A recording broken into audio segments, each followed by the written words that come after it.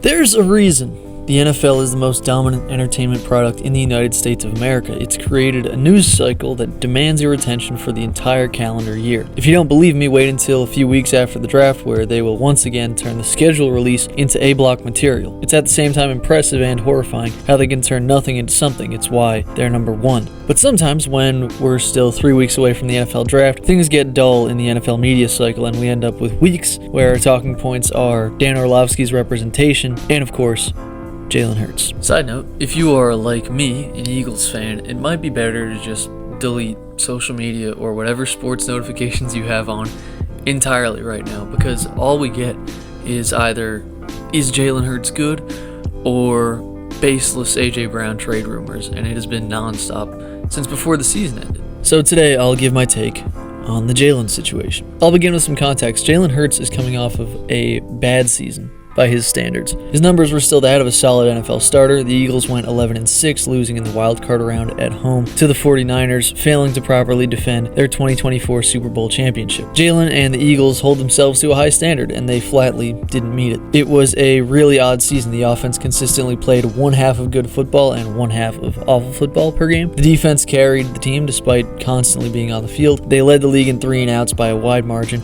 AJ Brown made his displeasure known. Landon Dickerson and Cam Jurgens played injured and were awful as a result. Lane Johnson missed the back half of the season. Saquon Barkley was hit in the backfield more than any other running back in the league, and they fired Kevin Patullo, the offensive coordinator, at the end of the season as a result. Now that was clearly the move. And frankly, the Jalen Hurts ESPN piece written by Tim McManus and Jeremy Fowler that started all this Hurts discussion seemed to me to be some pro-Sirianni, ergo pro-Patullo messaging saved up from the end of the season and was released when things got dull.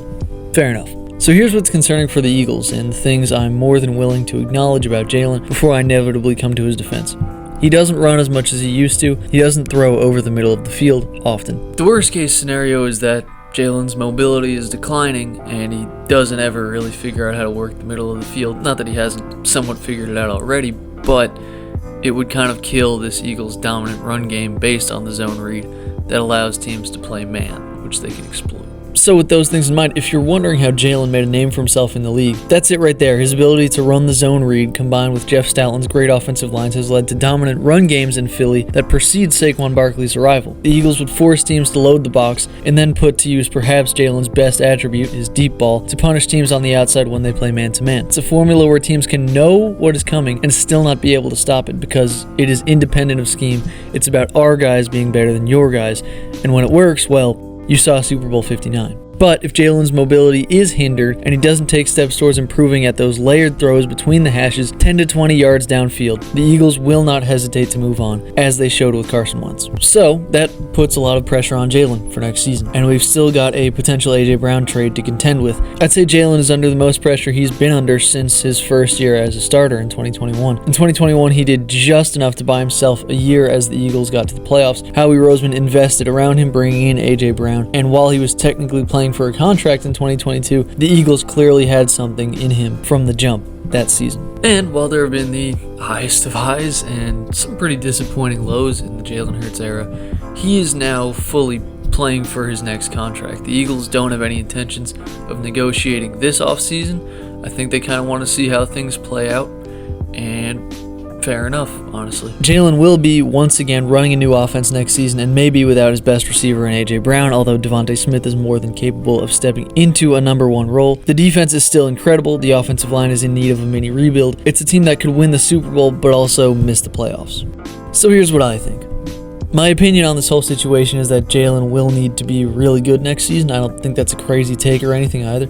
I love Jalen Hurts. He has brought more joy to me than I have previously thought was possible as an Eagles fan, and he has led the golden era of Eagles football here in the 2020s. But right now he's falling into the same trap as every other quarterback who has run a good zone read based offense. Cam Newton, Colin Kaepernick, Russell Wilson.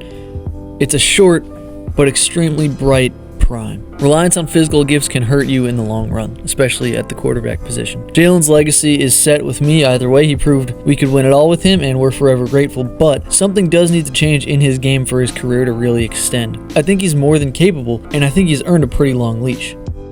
Okay, that's over with. Now I'd like to direct some anger towards some people. First of all, the Eagles organization, despite being well run, pretty much every department in the past decade is about as leaky as winning organizations get, especially during the Sirianni era. Despite the fact that we're not quite sure what he does, there are never anonymous sources talking about the coaching staff, when it's the obvious reality that the offensive coaching staff was the weakness of the team last season. Sirianni must be consulting Don Draper for his PR. If you don't like what is being said, change the conversation. I acknowledge in this video that Jalen needs to be better, but he's pretty far down the list of people who need to get better at their jobs on the Eagles in 2026. Sirianni needs to take better command of this locker room. Get a hold of these leaks, man. We can't take this anymore. And then there's the media. I understand it's a 24-hour news cycle game now, and maybe we're a little oversaturated. Maybe I'm contributing to that. I'd like to think I'm not. I'm trying to be a little more thoughtful in these videos. But for some reason, since the Eagles won the Super Bowl, there has been a target on Jalen's back. And not in the we're the champs, we're the hunted kind of way. It's all due to the fact that anytime someone wins, the next day shows are leading their A block with, is this guy elite? It's been that way for years, and with Jalen, he was so good in these Super Bowls, it's a legitimate question. Despite that, I found everyone to be pretty reasonable about Sam Darnold after this year's Super Bowl, but when it's Jalen Hurts, well, then everyone loses their minds. I'm just so confused as to how we got here.